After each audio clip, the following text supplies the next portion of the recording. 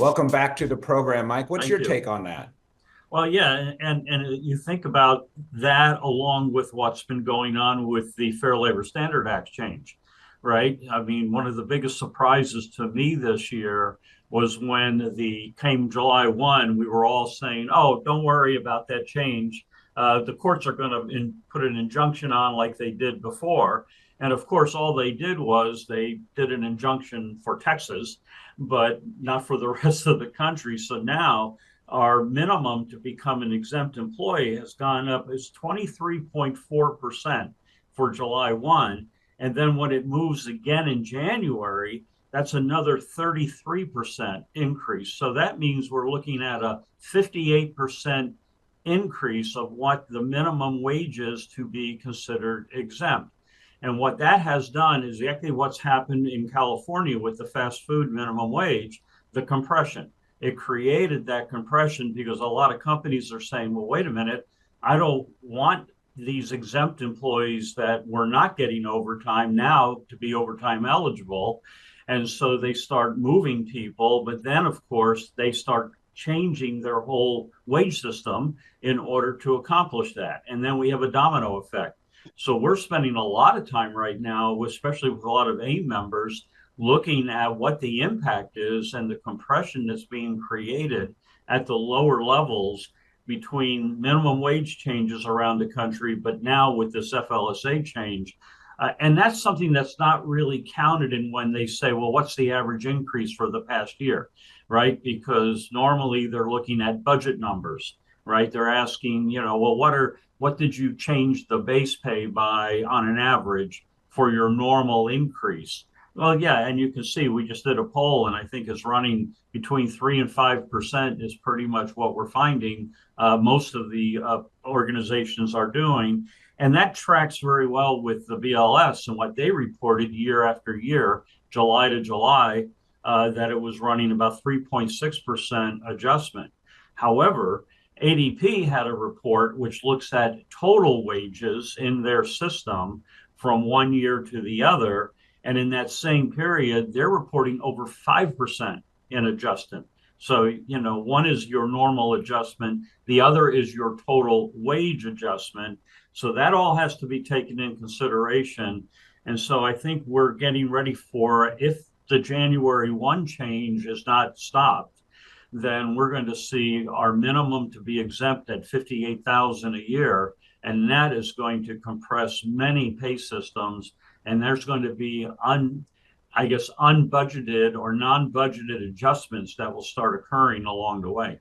So Yeah, I think Mike, the viewers of our program, however, had a little additional insight, and that was that they heard from me my prediction that July 1 increase was almost certainly going to go into effect. Oh, okay. But they also heard that I'm not as certain about the January 1 increase. The True. mechanisms for doing those increases legally are a little bit different. The increase that took place in July looked a lot like the increase that took place during the Trump administration, which was not really challenged and Right. went into effect without most really being challenged. And so that's what that July 1 increase looks like. The January 1 increase looks a lot more like the increase that was supposed to go into effect during the Obama administration, which Right. did get enjoined. So Right. I think there's a chance that January 1 Right. increase does not actually end Sure. up happening, but we'll see. Sure. We'll yeah. see. Yeah, Well, because if it does happen, then that will change the nature. Of course, here in the great state of New York, where I'm broadcasting from today, we're already there. Yep. So, we've already taken care of that, and we've already started laying off everybody because we can't afford to do it. So one of the things keep in mind, I always warn everyone when they look at projections from all like World at Work and all the survey houses that are now saying, well, it looks like 3.5%, for wage adjustments for next year.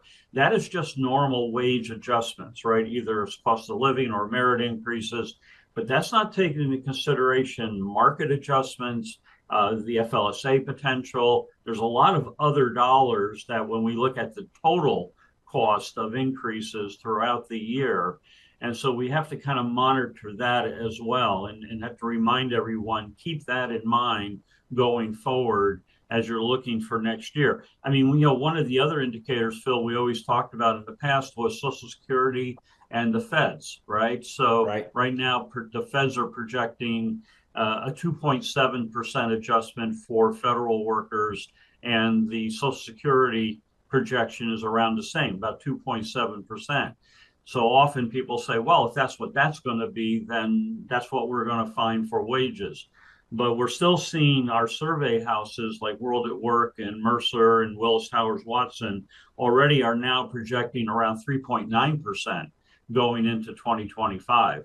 So it's still higher than what we're seeing from the feds. And that's getting still over that average 3% that we had pre-COVID for many years. Well, and I can tell you, there's still those organizations that have been in front of this curve or that are in the middle of the curve, and plenty that are behind the curve. And when we're looking at the reality of what's happening when we're trying to employ people, replace workers, expand our business, there are still plenty of organizations that haven't stayed with the trend over the last 4 or 5 years. And for that reason, they're having a really difficult time with that internal equity matching the market that they're having to hire from, or the internal equity that they have trouble with when they're trying to retain some of their good talent, who is, attracted away for these types of increases. So, Mike, when you work with organizations, I know one of the things that you're often doing is you're saying, look, you have to budget for a GWI, general wage increase, but then that's the easy part. The hard part is creating that equitable adjustments that occur for where people are out of range or hard to retain or hard to hire positions. And you actually suggest looking at it in 2 buckets, not one necessarily. We are. And it's interesting. I went back and took a look over the last 6 months because when we do the compression review, which gets into, of course, pay equity issues as well, when we're updating pay systems and the effect of the outside world on that, the adjustments on compression, meaning where we're placing people equitably within the range, has been averaging about another 2% of payroll. So think about that. That's that 2%. When we talk about 5% is what ADP is saying in terms of the overall movement. I may be giving 3% on the basic wage adjustment, but I'm still having to spend this other 2% to correct issues within my pay system, especially with pay transparency everywhere, right? Because that has just really pushed, all of us to be careful and relook at the compression internally, because once we're transparent, it raises all kind of questions. I always tell people, I think, Burt, you heard me say this, is that transparency leads to equity, right? Once you have transparency, you're going to have an issue of pay equity. So you better be prepared for both, right? Yeah, that's right. The other thing that I know I struggle with, and many of the leaders I talk to struggle with, is really that balance between the model and the system in which you believe your business is using to be fair and equitable to all employees, and the expectations that people have for all the reasons that Burt was sharing about, the Papa John's comment, minimum wage is raising.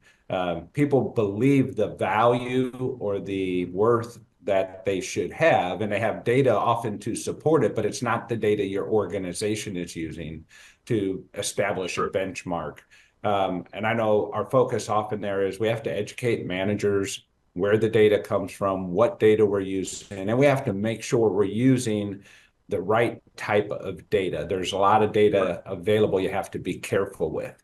And that creates lots of problems, lots of employee relation problems that just lead to disgruntled employees.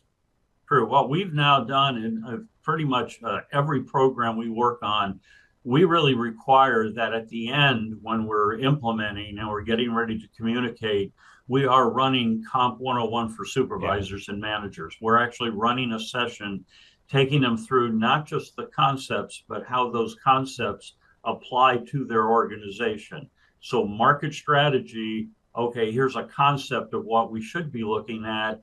What did we look at for your organization? So you have some ammunition when someone says, my buddy, when I was talking to my buddy at the bar, he's making, $10,000 more a year than me. I'm underpaid, but your buddy works for a $1 billion company doing something totally different than us. So we try to educate to help the manager to answer some of those questions, because I think it's important. It's HR has that role, but really supervisors and managers have to have a good foundation, because employees are going to turn to them first, and they'll trust them instead of the manager in the past saying, go talk to HR. Yeah, I actually think what happens is employees turn to each other first. Yeah. Then they get there and rally their support and courage, then to take it to the manager. They get a response from the manager and they take it right back to all the employees. And what did he say? What did she say? What's going to happen next? And that's when everything just starts to fall apart, particularly if we don't have the right information. I really appreciate that you do that for our members, because it's a great way to, intersect that with the right information.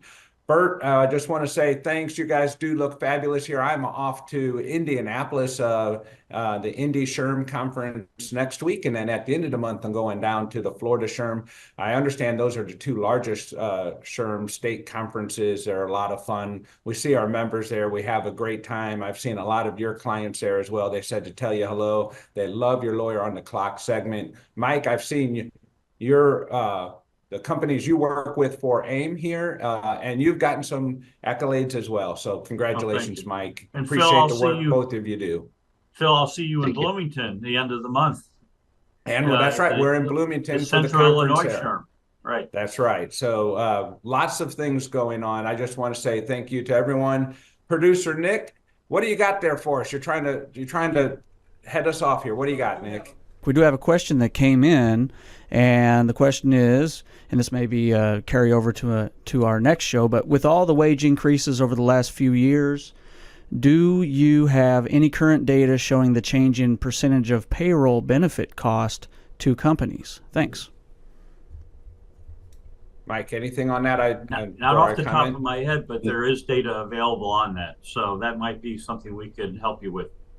Yeah, I need to reach out to our USI partners and maybe bring them in to help answer that question. But also within the AIM wage and payroll and benefit survey data that we have, we are definitely seeing the rising increases in double digits in the space of benefits to go along with that. I can't speak to that without having that data in front of me and preparing a little better statement, but we would be happy to do so. That's a great question. Way to stump us at the end. Thank you once again for tuning in to This Week at Work. If you enjoy the show, please share it with your colleagues. Forward our invites. Share the link, aimea.org/This Week at Work, or follow or subscribe wherever you get your news and entertainment, like LinkedIn, YouTube, Spotify, Apple Podcasts. We're everywhere you are. And you can be part of the show. Send your questions and comments anytime to info@thisweek.work. We'll see you next week, 7:30 a.m. Central Time, when we discuss what's happening this week at work.